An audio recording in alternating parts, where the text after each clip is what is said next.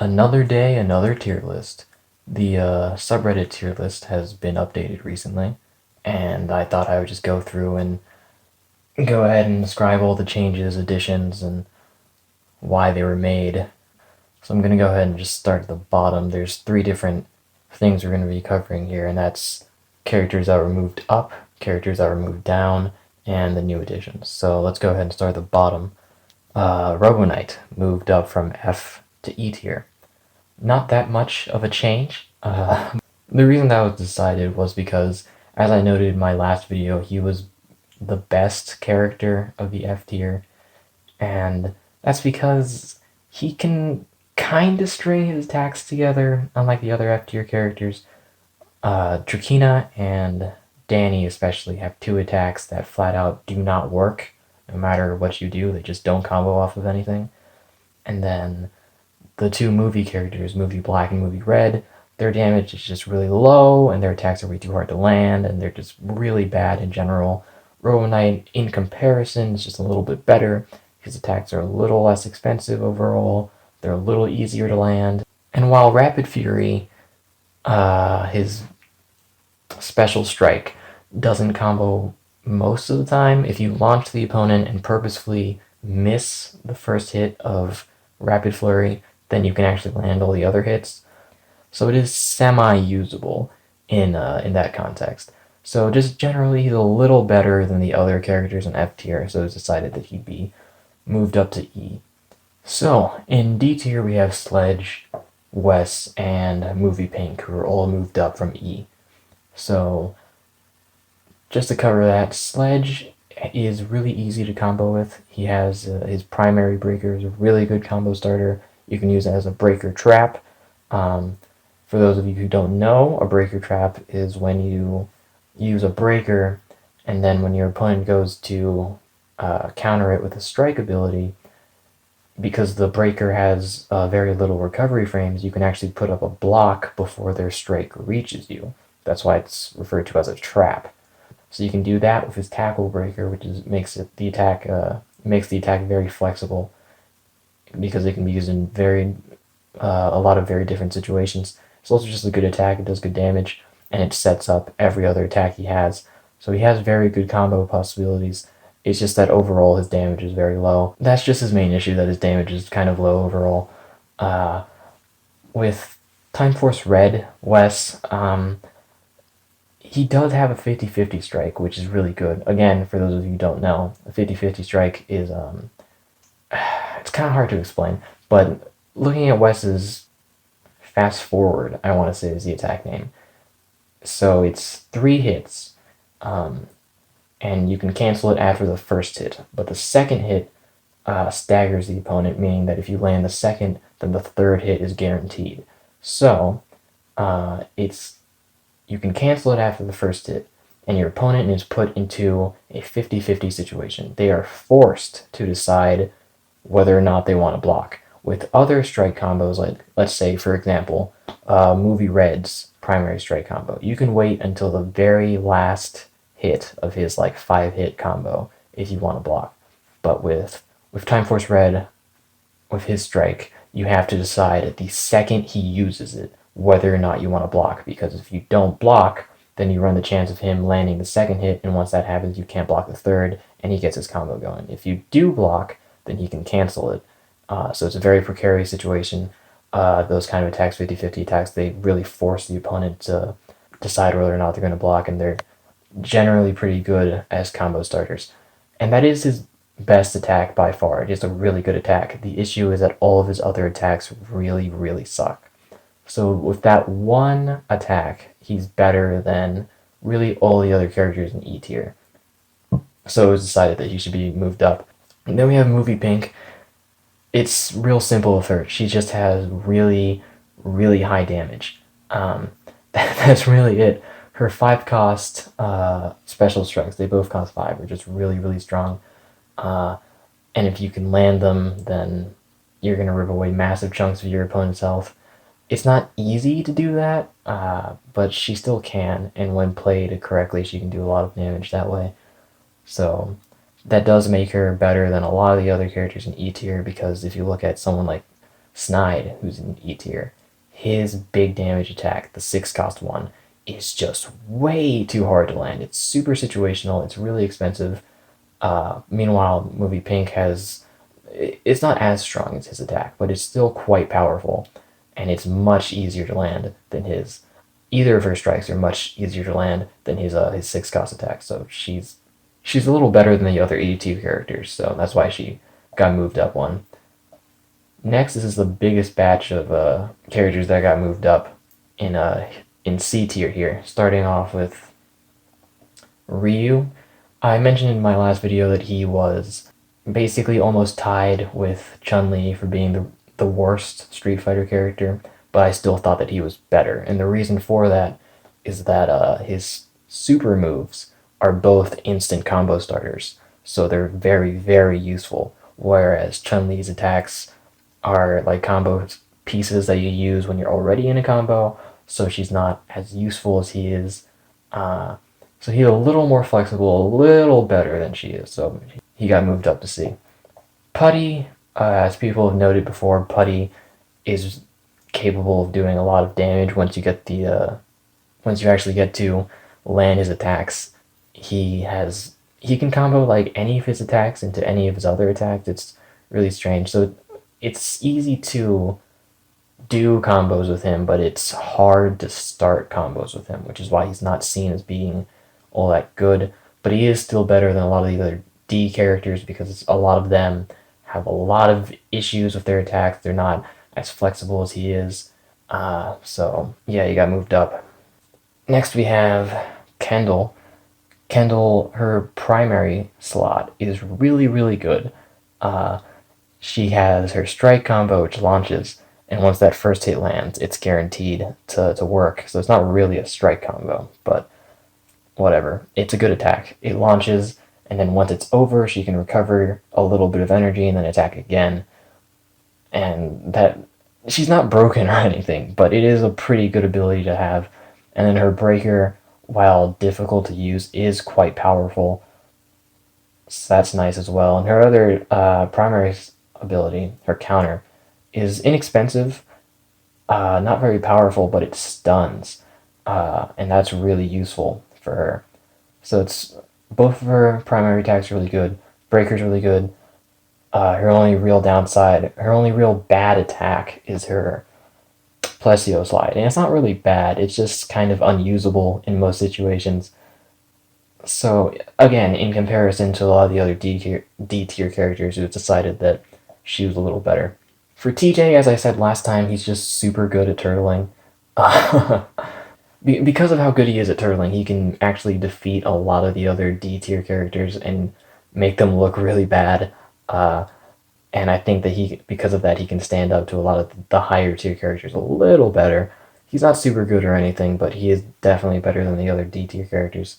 Classic Jason, he's just really, really flexible. His overall damage is actually pretty low, especially for an attacker, but if you land his 2-cost karate kick that launches, if you land that attack, you can follow up with any of his other attacks, which is the sort of flexibility that not a lot of characters have.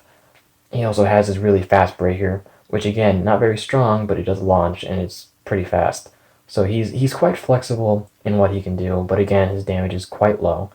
So while he's a little better than the other characters that are in D tier, he's found a home in C tier for now. So additionally, we got a lot of complaints in the last tier list post, people saying that this version of Jason deserves to be higher. So we listened. We moved him up a little. Okay, so White Tommy. His flash kick is an instant combo starter. It's quite inexpensive. It's not very strong, but it's an instant attack that costs 3, so it doesn't really need to be. And he can follow that up with his breaker, or he can use a very large variety of assists. And Flying Tiger can't be cancelled, but you can like cycle that out pretty quickly to get right back to his flash kick. So when you compare him to the other D tier characters, and he has like a semi-consistent instant combo starter, he does look a lot better than them, especially once you throw in his fainting rush that it has invincibility on startup. It's not as good as it sounds, honestly, but it's still a pretty good ability to have. Okay, Ziggy. Ziggy was moved up. I said in my last video he was in C tier. I said in my last video that he could be, I could definitely see him being moved up to B once people started using him. And that's essentially what happened. People started using him more once he got out of premium, and people noticed, hey, this guy's really good. And it's the same strengths he had before, high damage, really good to turtle with, pretty flexible in that regard. So yeah, I think this placement of B tier makes a lot of sense. Next is Dragon Shield Zac. This one, honestly, I didn't even realize that he was up here until the tier list was posted.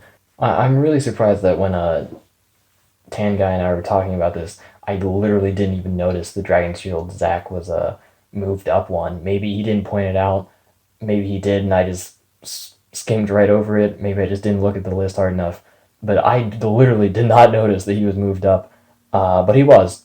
And honestly, I don't really agree all that much. I can see the argument as to why. And really, the best attacks he has are his 2-cost strike and his counter. His 2-cost strike is a 50-50 attack, and it launches. So those are two really good capabilities, and it's also quite strong for its cost. To make a comparison, the original Zac, he has a 2-cost strike as well, but it's like half as strong as Dragon Shield Zac's attacks, so it's pretty powerful for what it does. And then his counter is also really nice because it only has a cost of 3, which is relatively low. It also has a pretty big range, so your opponent, it's hard for your opponent to try to do like a long distance attack and think that they're safe. Usually they're not. And then after his counter ends, he can just immediately go into an attack. A lot of counter moves have some awkward recovery frames that prevent that, but this counter is actually pretty good, so you can combo right after. It's really the main reason I don't think he's A tier is because of his windmill attack. It's fairly expensive at 4, and it is very, very easy to counter. And if he draws that attack, and he has his counter move in his special slot, then he really can't do a whole lot against the opponent, and I feel like he's actually quite easy to play around. His super moves as well, they're okay. I think his breaker is probably the better one out of the two.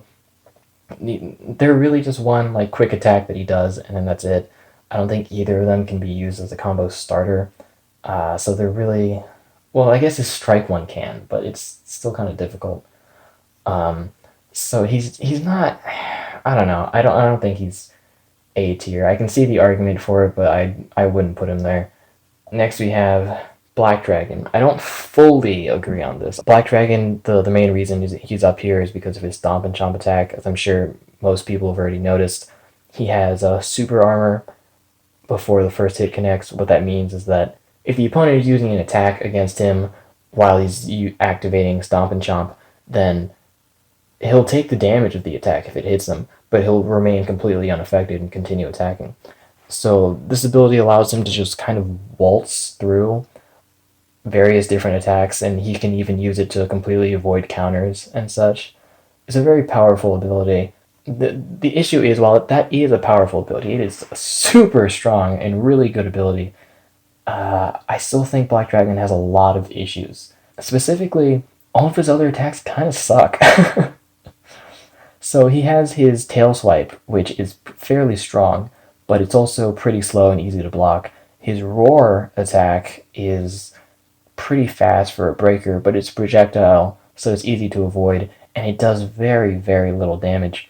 And then his Nega Beam is quite strong. It's kind of a good attack because it's fast, and as I just said, it's pretty strong. The issue with it, though, well, there's two issues.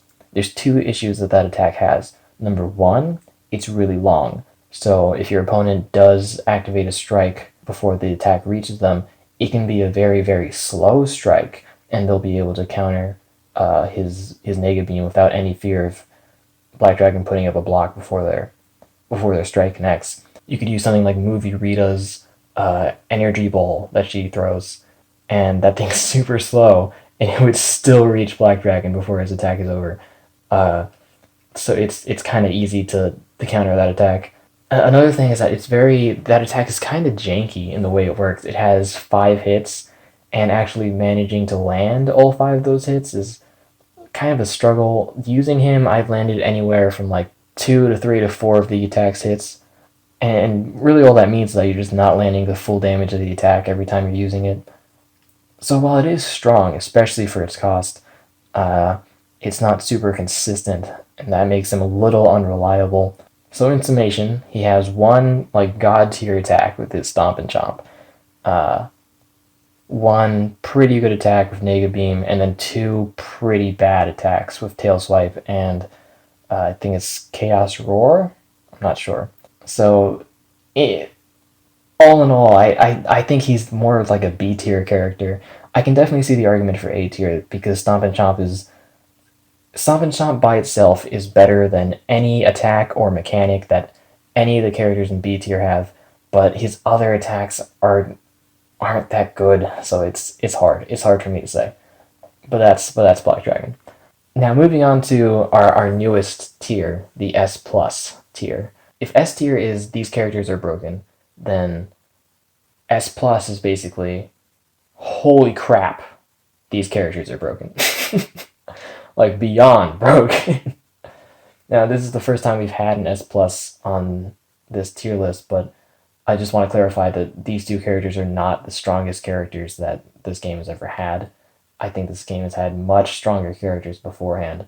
Uh, it's just that when that was happening, when those super strong characters existed, we didn't have tier lists like this. That's really it. That's the main reason why why we haven't had an S plus before this. But to go over these two, I'm going to start with Chun-Li Ranger. I actually don't really fully believe that she's S plus. I think she's just normal S. I can see the argument for it though. She is quite good. She has a very inexpensive combo starter that only costs 2. It's not necessarily instant. You can block it on reaction. It's very similar to Gemma's direct aim in that respect, but it's less expensive at 2, which by itself is really good. And also, when you use it while the opponent is airborne, it launches. So having a launcher that only costs 2 is a very strong ability, especially someone who can string together so many attacks like Chun-Li Ranger. Her attacks are all very simple to use, they're quite strong, and then she has her super moves, which are also really ridiculous. She's not much stronger than the other S tier characters, I'd say, but I guess she is. I guess she is. Personally, I would probably put Adam in S plus instead of Chun-Li Ranger. But if I'm being really honest with myself, I think the only S plus character should be Solar Ranger. Solar Ranger is, man, she's so ridiculous. Especially now that she's come out of premium, I've been using her a lot, and Jesus Christ. It's one of those things that you look at and you wonder how this even got past any level of testing. Jesus, where do we even start? Again, this is one of those aspects where if you've ever played as her or played against her, then you probably know exactly why she's as strong as she is. Basically, she catches you one time, and that's half your health gone. So really, all it takes to lose against a Solar Ranger is if you screw up 2 times. That's all it takes. Solar Ranger hasn't even gotten like a slap on the wrist or anything since she was released, and that was a long time ago, so I'm really surprised that she's still the king, or I guess the queen. But yeah, she's pretty absurd. Okay, next is Blue Centurion. So he got moved down 1. I'm actually going to cover both him and Cassie at the same time, because they're both very similar, and they've actually switched places. Cassie was in C tier last time, and Blue Centurion was in B. Blue Centurion, the reason he was moved down is because, in comparison to Cassie, like, and I'm making this comparison because they're both very similar characters, he has more faults, I would say.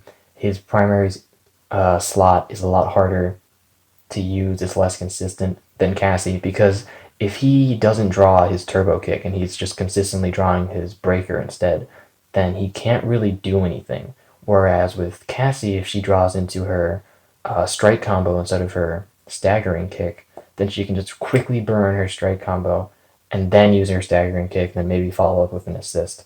But with Blue Centurion, if he uses his 5-cost breaker because he can't get access to his turbo kick, then not only will he waste a lot of energy, but that breaker is really long, so it can be countered super easily by any number of strikes.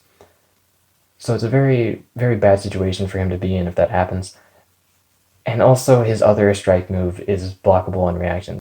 The one where he attacks with his baton. So if his hand is breaker in primary slot, strike in special slot, he really can't do anything. Whereas with Cassie, I feel like she's a little more consistent and has more freedom with what she can do. Last time I mentioned that Blue Centurion's super mode thing made him a little better than Cassie, and while it is still a good ability, you can only use it really once, maybe twice per match, so it's not that significant of an ability to take note of. So yeah, that's basically it. That's the argument for it. Next up is Phantom Ranger. I talked about this in my last video, that when he was in A tier, that I kind of disagreed and thought that he should be in B. And the reason for that is, well, I'd have to make another comparison. So now we're going to compare him to Lord Draken. Their gameplay is very, very similar. They both have two 50-50 strike attacks in their primary slot, and then their special slot is a little different because Phantom Ranger only has one breaker.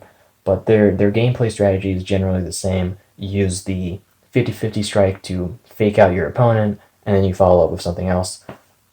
And the main reason he's B tier is that he's just not as good as that, as Draken is. Because Phantom's strike combos, the way they work, even though they are 50-50 attacks, they need to land the second hit in order to work. So, let's say if you use his, I think it's called Furious Blade combo, if you use that, cancel it, and then your opponent blocks, then you can go directly into one of his breakers. But with Phantom, if you use his strike combo, and then the opponent blocks, and like you cancel the strike combo, your opponent blocks, because he only has one breaker, it's not guaranteed that he can go into his breaker after that. So usually his only other option is to use another strike combo. And if he does that, the opponent can just block again, and and they'll get countered. Whereas with Draken, because he has that 2-cost combo, that 2-cost strike, you can use that, and once that lands, and the opponent can't do anything about it. Generally, Phantom is just less consistent and just harder to do things with than Draken is. His breaker is really slow and kind of crappy, and you can really only safely combo it off of his launching strike. If you try to use it after his 4-cost strike and you're not in the corner, it's going to miss. And that's really frustrating. His other strike attack, the triple shot one, is honestly kind of useless. It's too slow to be used to dodge other attacks. It's not strong enough to just use in a combo. And it's not a really good fake out move because it doesn't have any kind of effect at the end, so your opponent doesn't have any incentive to block. So if your opponent doesn't have a block, they can just tank the attack and then continue attacking you once it's over. So generally, yeah, his attacks just aren't as good as Draken, so he doesn't deserve to be an A tier, I don't think. Probably something that people notice right away is that RJ was moved down. For a long time, people just kind of accepted that he was S tier, but now he's an A tier, and I'm sure that'll definitely confuse a lot of people. The reasoning for this is that if you play the sound on, Hunter's Ploy is the name of the attack, the 3-cost strike that he uses. If you play with the sound on, you can actually tell when it's coming. So normally, the startup animation for that attack is the same as his backwards dash, so you can't tell if he's just dashing backwards or if he's going to use that attack. But when you play with the sound on, there's a sound cue when he uses Hunter's Ploy. So that means you can actually tell when he's using it. I don't play with the sound on personally, so this doesn't affect me at all. But other people have said that if you play with the sound on, then he's much easier to deal with. So, quick thing.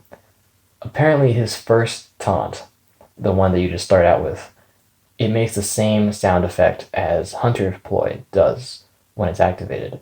So what people are doing, apparently, is that they're using the taunt and then immediately dashing backwards. And if they do that really fast, then that could trip up the opponent into thinking that they're using Hunter's Boy, when really they're not. So that's quite smart. I'm surprised that that's possible, but it's quite smart. Is it enough to bring him back to S tier? I don't know. Personally, I still have troubles with him because I don't play the sound on, but that is the justification for why he's down here. Okay, we're getting to our first new addition, that being Zeo Tommy, Red Tommy, whatever you want to call him. A lot of people have complained about his placement in C tier. The thing with him is that he has an instant attack, and that alone puts him at a pretty high standing.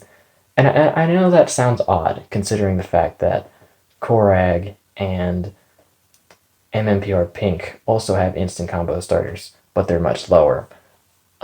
In comparison to them, he's a little better because his attacks are just more consistent.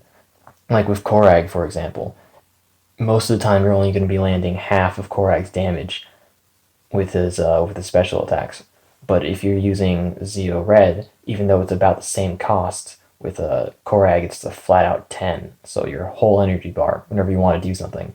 With Zeo Red, if you use his 5 cost instant combo kick, and then you use either his flying kick attack or his primary strike combo, that's only 9 energy, so it's about the same, but with Zeo Red you're getting the full damage every time you do that, whereas with Korag you're only getting half, which kind of sucks.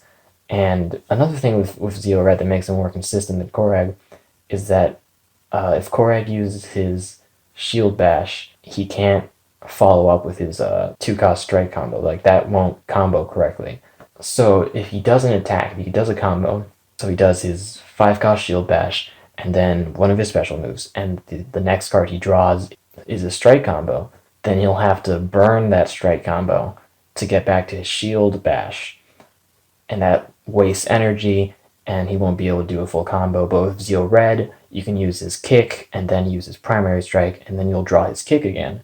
So once you have enough energy, you can once again use the kick and go into another combo. He's a lot more consistent than Korag in that regard.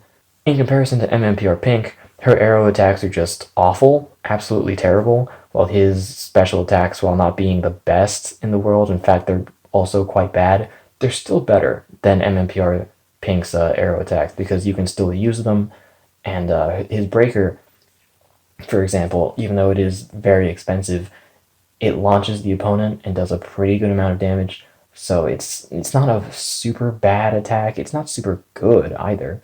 To make another comparison, he's also very similar to Lauren, in the sense that they both have a 5-cost strike combo starter that has a knockback effect, but he's worse, clearly he's worse, because his attacks are more expensive overall and not as strong.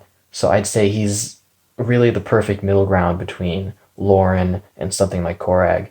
So I think C tier is a pretty good spot for him. That being said, I could see him being moved down one possibly, because he's still not very good. I think C tier is a fine enough spot for him, but I could see the argument for maybe moving him down. Moving on to Psycho Green. Again, very similar to Draken. More so than Phantom was. So Psycho Green has 2 50-50 strikes, as well as 2 breakers, in the same placement as Lord Draken. He's almost as good as Lord Draken when it comes to using his attacks, but he's a little worse, and here's why. With Psycho Green, the thing you have to do is you have to build up his Psycho stacks by landing his strike moves. And the more stacks you have, the stronger his breakers get. Here's the thing, though. Because he needs to land his strike attacks in order to actually build up the damage output for his breakers, he has a few problems that come from that. Number one, without the Psycho stack mechanic, if you just land his breakers normally without landing any strikes beforehand, his damage output is kind of low. Not super low, like something like Movie Red or anything, but still quite low. To make a comparison, without any modification in like their base form, both of his 4-cost breakers are weaker than Lord Draken's 4-cost breaker. And in order to actually get his attack boosted, you need to land more than 3 Psycho stacks. So that's minimum 4 you have to get. So you have to land 4 hits with his strikes in order to actually get 1 level up boost for his attacks.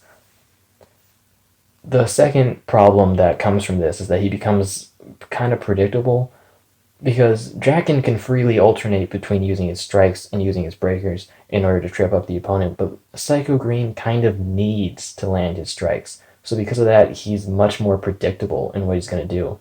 You can kind of tell, oh, he's going to use a strike because he needs to. And that can make him kind of easy to counter. So generally, he's still good. He's still good, but just he's not as good as other A tier characters. This is the newest character so far, Taylor. Oh, her name is Earhart. How could I forget that? Wild Force Yellow. She's the newest one, so I really don't have a lot to say. She has a 50-50 strike as well as a strike attack that's semi-instant. It's a projectile, so you can just dash out of it sometimes. And I've seen people block it on reaction, so it's not super instant, but it's still a quite a good attack. And then she has a breaker that's pretty good and a counter that's alright. She's just generally fairly good, and I don't really have a lot of things to say about her. She doesn't have any kind of unique mechanic or anything. She's just a fairly solid character. I could see her being moved up or even down, but for now, yeah, I'd say B tier suits her. Dragon Shield Kim and Adam. Kim, a lot of people have said should be lower. I don't know, I disagree. I think S tier is pretty appropriate for her. I will concede that normally she's not that good. Her damage output is a little low. Her strike attack, the 5-cost one, it costs 5. It's an instant attack that's really fast, by the way, but it still does cost 5, which is pretty expensive. The main thing is, though, that once she goes into her super mode, she's really ridiculous. She's really ridiculous, and it's super easy to deal massive amounts of damage with her once that happens. So really, it's, at least for me personally, that's what makes her S tier, is her super mode. For most of the match, I'd say she's around B to A, but definitely once she activates that super ability, she's like S plus. So yeah, I think S is a good spot for her. Adam, if you ever played as or fought against an Adam, then you know exactly why he's in S tier. I feel like I shouldn't have to explain that. He's just super easy to combo with. His attacks are super fast, they're inexpensive, and they're really easy to link together. If anything, his weakness is that his damage is really low, but because you can string together so many attacks so quickly, that doesn't really matter. So yeah, he's S tier. He's S tier.